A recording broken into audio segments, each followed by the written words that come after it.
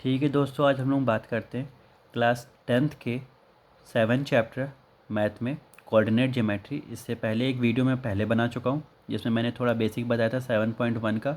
उससे रिलेटेड एक और न्यूमेरिकल आज करते हैं, फिर उसके बाद हम लोग 7.2 पर चलते हैं।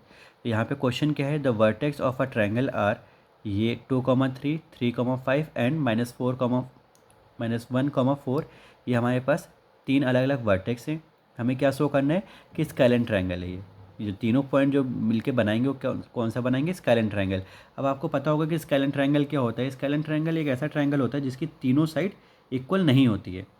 ठीक, जैसे ये 5 सेंटीमीटर का हो गया, ये 6 सेंटीमीटर का हो गया, ये 7 सेंटीमीटर का हो गया।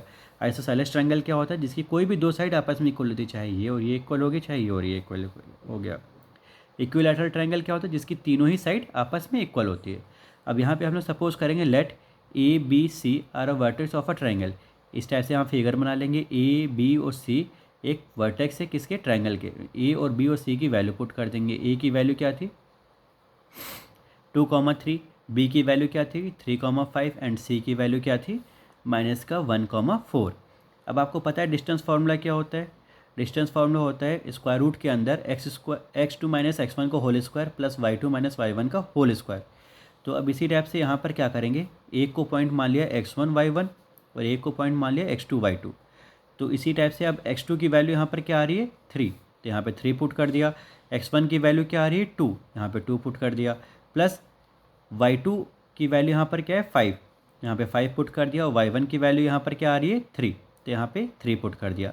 तो 3 में से 2 जाएगा 1, 1 का स्क्वायर 1 हो जाएगा। 5 में से 3 जाएगा 2, 2 का स्क्वायर 4। तो 1 + 4 = 5, यहाँ पे 5 लिख दिया है। तो स्क्वायर रूट के अंदर सब कुछ सॉल्व हो रहा था, तो ये 5 आ गया, √5। अब इसी टाइप से ए सी की लेंथ फाइंड आउट करेंगे। -1 - 2 का होल स्क्वायर प्लस 4 - 3 का whole square, minus minus plus, तो 1 में से 2 प्लस कर दिया, 3 आ गया, साइन लगेगा माइनस का। और यहाँ पे क्या हो जाएगा, 4 में से 3 जाएगा 1 और ये 1 का स्क्वायर। अब 3 का स्क्वायर करेंगे तो यहाँ पर क्या आ जाएगा +9, क्योंकि यहाँ माइनस माइनस प्लस हो जाएगा इसी टाइप से। और यहाँ पे 1 का स्क्वायर करेंगे तो 1, 9 + का 1 10 आ जाएगा। अब इसी टाइप से बी सी की फाइंड आउट करेंगे। बी सी के यहाँ पे क्या आ जाएगा -1 एंड -3 का होल स्क्वायर, 4 - 5 का whole square, minus minus plus हो गया, 1 + 3 = 4, साइन लगेगा माइनस का। 4 का स्क्वायर 16 हो जाएगा। इसी टाइप से यहाँ पर देखेंगे, 4 में से 5 जाएगा, माइनस का 1 आ गया, 16 + 1 17 आ गया। अब आप एक चीज़ देखेंगे यहाँ पे कि A B not equal to A C है। ए बी की value not equal to A C, √5 not equal to √10। अब ए बी की वैल्यू यहाँ पर क्या है √5 और बी सी की वैल्यू √17। ये भी नॉट इक्वल है दोनों एक दूसरे के। And A C not equal to A B, ये दोनों भी आपस में इक्वल नहीं है। जब कोई भी तीनों साइड आपस में इक्वल नहीं होगी तो क्या हो जाएगा, वो स्केलेन ट्रायंगल हो जाएगा। अब हम लोग 7.2 की एक्सरसाइज की बात करते हैं। 7.2 में क्या हो जाएगा, ये सेक्शन फॉर्मूला है m1 x2 + m2 x1 upon में m1 m2। ये आपका क्या है x एक्सिस के लिए है और ये आपका y एक्सिस के लिए। y एक्सिस के लिए क्या हो जाएगा, जहाँ पे x आ रहा है तो वहाँ पे y हो जाएगा, बस और कुछ नहीं होगा। ये सेक्शन फॉर्मूला क्या होता है, सपोज करिए आपके पास कोई एक ए बी लाइन है। आपको पता है कि ये जो पॉइंट कोई भी मान लेते हैं, चलिए ठीक, हम लोग यहाँ पे एक पॉइंट मान लेते हैं सी। अब हमें पता होना चाहिए कि ये किस रेशियो पर, ये लाइन यहाँ से यहाँ तक और यहाँ से यहाँ तक क्या लाइन जो है किस रेशियो में। अगर सपोज करते हैं यहाँ पे ये कोई लाइन है 2:2 की, 2:2 की। अगर ये पॉइंट पता है और ये पॉइंट पता है तो उसकी हेल्प से आप सी पॉइंट भी निकाल सकते हैं कि सी पर क्या पॉइंट होगा। अगर आपको ये इतनी चीज़ें पता हैं, ये पॉइंट पता होना चाहिए, दोनों m1 m2 की वैल्यू पता होनी चाहिए कि मतलब कि किस रेशियो में डिवाइड कर रहे, और ये होना चाहिए। अगर 2:2 है तो एक m1 और एक m2 हो जाएगा। इससे रिलेटेड चलिए एक न्यूमेरिकल करके देखते हैं। एक न्यूमेरिकल है, यहाँ पर क्या कह रहा है न्यूमेरिकल में, क्वेश्चन है हमारे पास, find the coordinate of the point which trisect. अब देखिए इंपॉर्टेंट क्वेश्चन है। ट्राइसेक्ट मतलब होता है कि 3 इक्वल पार्ट में डिवाइड करना, 3 इक्वल पार्ट में डिवाइड करना। The segment 1, -2 and -3, 4। तो ए को मान लिया ये और बी को मान लिया ये, जो हमारे पास पॉइंट गिवन था, ए हो गया और ये बी हो गया।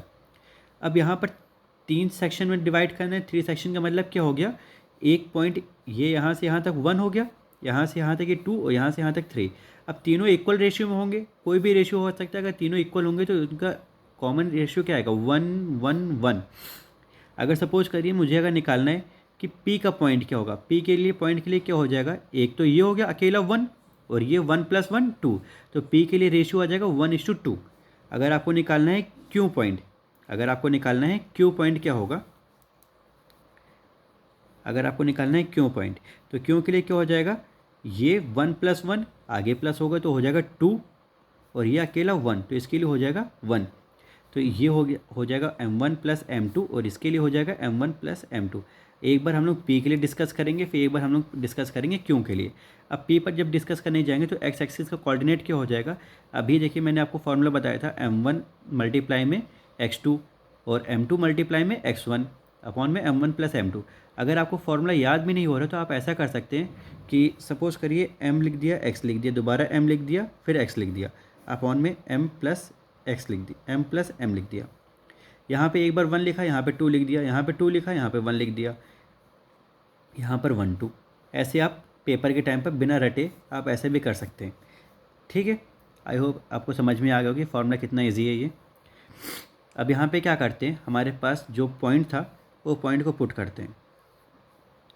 पुट करने पर यहाँ पे क्या हो जाएगा, जो मेरे पास अभी दिखाया था मैंने, m1 की वैल्यू यहाँ पर क्या है 1, तो ये m1 की वैल्यू 1 पुट कर दिया। अब m1 के साथ क्या आ रहा है x2, x2 की वैल्यू यहाँ पर क्या है -3। अब -3 यहाँ से लेंगे, 1 मल्टीप्लाई में -3 आ गया, प्लस अब m2 मेरे पास क्या है 2, तो यहाँ पे 2 पुट कर दिया। अब मेरे पास x1 क्या है -1, तो वो पुट कर देंगे। ठीक है, और इसी टाइप से यहाँ पर क्या हो जाएगा 1 + 2 हो जाएगा, m1 + m2 1 + 2 हो जाएगा। इन सबको सिंप्लीफाई करेंगे, 3 को इससे मल्टीप्लाई किया -3 आ गया, इसको इससे मल्टीप्लाई किया 2 आ गया। अब -3 और 2 को जब सिंप्लीफाई करेंगे तो -1/3 आ गया। अब इसी टाइप से यहाँ पे y के लिए निकालेंगे। अब y के लिए पुट करेंगे तो 1 मल्टीप्लाई में 4 हो गया, प्लस 2 मल्टीप्लाई में -2।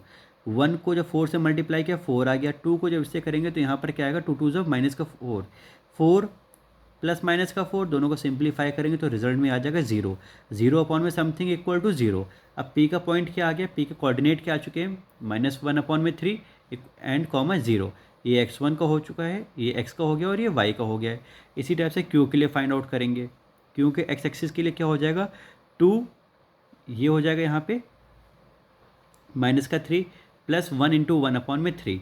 2 को जब -3 से मल्टीप्लाई करेंगे तो 6 आ जाएगा माइनस का, 1 को 1 से मल्टीप्लाई करेंगे 1 ही होगा, 6 में से 1 जाएगा तो 5 आ गया माइनस का। और ये आया था 2 + 1 करके, जो पहले भी आपको दिखा चुका हूँ, क्योंकि रेशियो में 2:1 हुआ था और एक बार 1:2 हुआ था, दोनों को प्लस करके हर बार 3 ही आ रहा है।